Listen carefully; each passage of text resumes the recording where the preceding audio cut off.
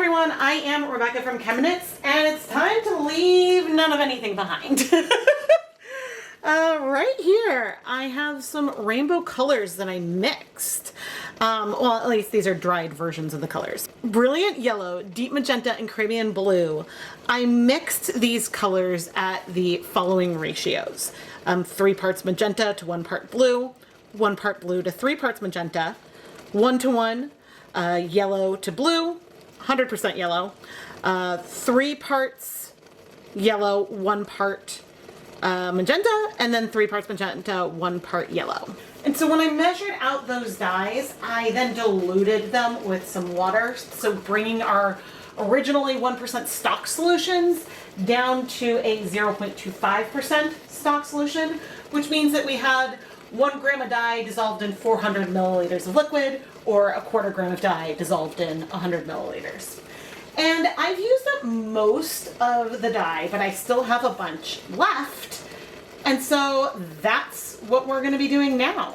This leftover dye bath started with 32 cups of water and 8 tablespoons of white vinegar.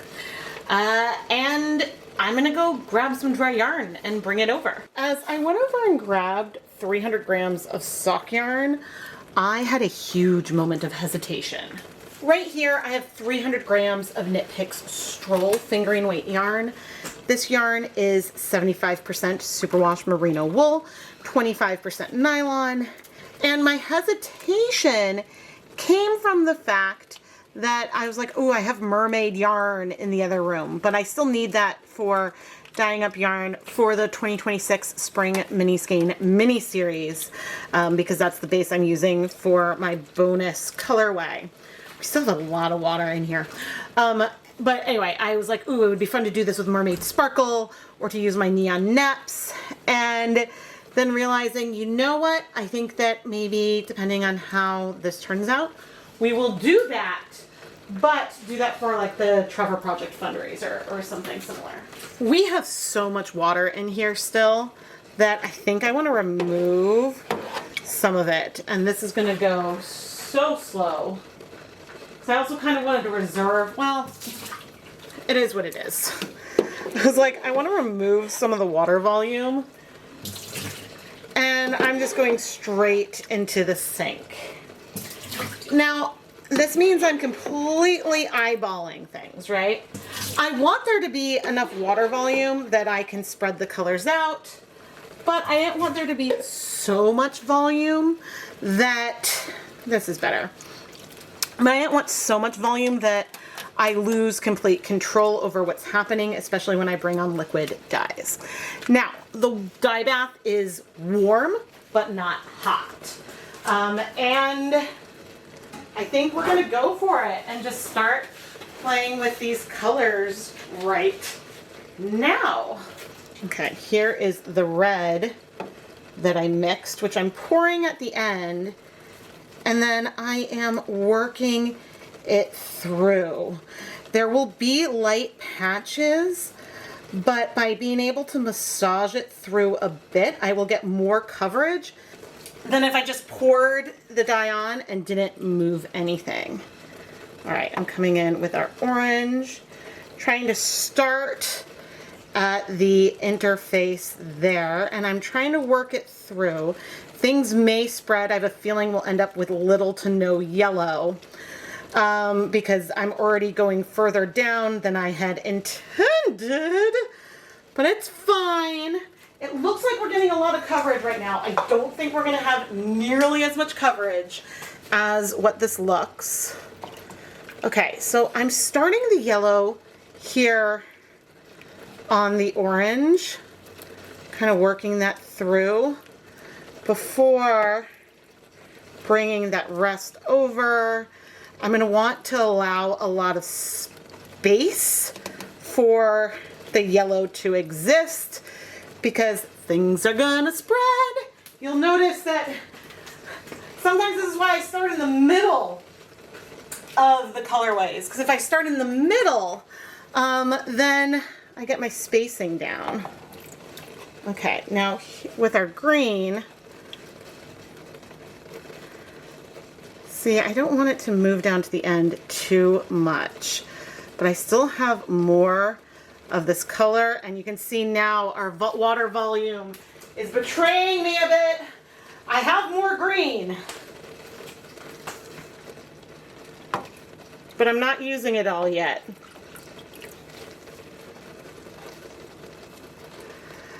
We may lose our blue and our purple. I'm also not massaging that through very much because the water volume is going up, which means that things can be shifting and moving and whatnot. Okay, let's do some of our purple. We will do more of those final colors, probably. But I'm gonna want to start heating this. Although I know once I heat, then things are really gonna move around. So you know what we're gonna do? We're gonna bring over more acid. Gosh, I love a good classic rainbow. Now, of the 3 pigments that I mentioned we had going on, the pink is the one that's gonna strike the fastest. And that is just sort of the nature of it. And see, I can tell that there's so much pigment down there, but the yarn is definitely scrunched more down here. It's like, okay, yarn, I know what I'm doing. See, that's bringing the green in, but I have to move things down a bit. This is why, and I know this is a leave no dye behind situation, and I'm turning the heat on, but this type of situation is why, if you wanted to get coverage and do some kind of full immersion rainbow kind of thing, you want to start with a lot lower volume to then try to move the colors through, because when you start having a lot of liquid, then the dyes are going to move through. And I have a feeling, you know, that yellow section is going to disappear. Oh my, and we do still have a bunch of whites. Oh my gosh. I mean, some yellows are coming down now that I'm moving it, but yeah, we did not get the coverage that I thought we might. But I also didn't reserve any more of these colors. Now, could I mix more up? Of course. Do I have tons of color down there? Yeah. We'll see what we think. I'm gonna let things heat up, and then yeah, we'll flip the yarn and we'll decide what to do on the other side. But this was kind of a quick and dirty project to just sort of see what we could end up with and to use up a bunch of colors. But again, I do have green, blue, and purple left. Everything else, and like some mixture, some random mixtures from blending all the colors. So we will see. Okay, I checked. Just sort of peeking here, and almost all of that color is in the yarn. I do want to use up this dye. Where are my tongs? Here they are. So we're gonna flip things one at a time and trying to not shift it in there. Okay. Yeah, you can see that some of those colors did not go very far. What the...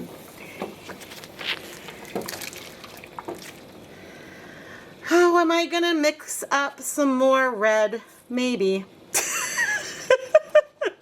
Maybe. Because I've got more of the primaries, but I don't know if I want to measure too carefully.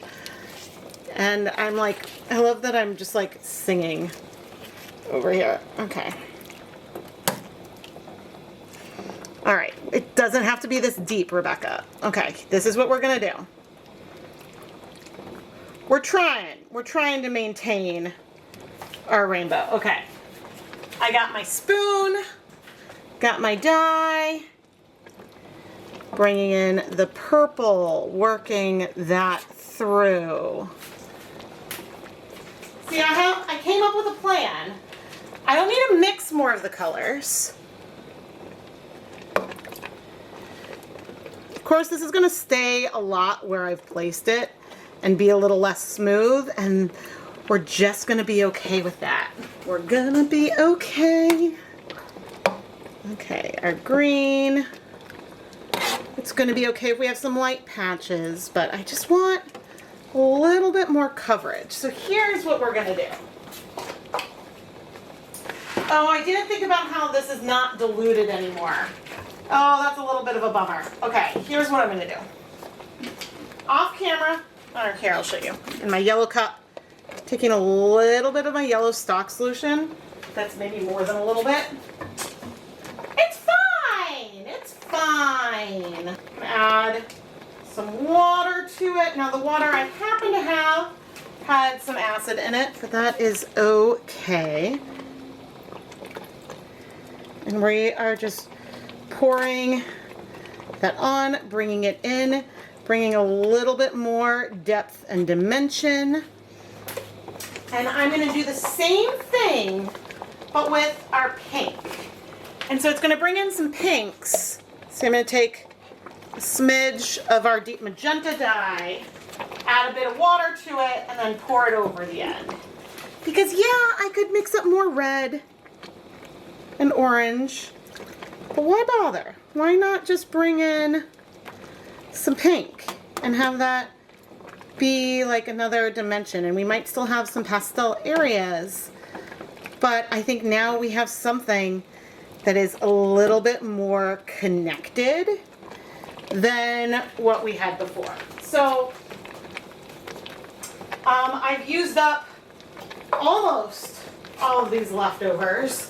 I should get a shot of them all together because it's so pretty looking. But I think I'm going to wait 10 minutes and then we'll move the yarn one more time and decide if I need to add some more color. And I mean, I just thought that this was so pretty with this little bit of pigment in there. Man, I'm going to go clean everything up and put everything away, but I don't know. I'm just so happy. I mean, can you tell the difference between the pink and the red? Yeah! Was this an easy solution when it's the end of my yarn dyeing day and the goal is to use up these pigments to create some pretty yarn? Also, yeah. Oh yeah. I'm way happier. Like, we have lighter patches still. I'm way happier. Yeah, even with the amount of pastel, I'm happier with this coverage now. Okay, I'm gonna let this heat for, I need to do some math in my head.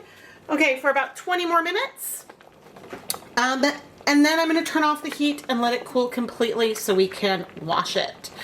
But I may remove it when the dye bath is still warm, but I'm also gonna be picking up kids from school. And so it could cool completely in here. So if you don't see me in 20 minutes, that's my plan. You know, sometimes we go with the flow. And I try to be honest when I'm going with the flow and when things are being left in the pan because that's what's easiest for me versus I'm leaving in the pan because I think there's pigments that needs to like soak up. But anyway, I will see you when I see you. I have dyed a lot of rainbow yarn today. The yarn, I would say, has not cooled completely. We are a little bit warm.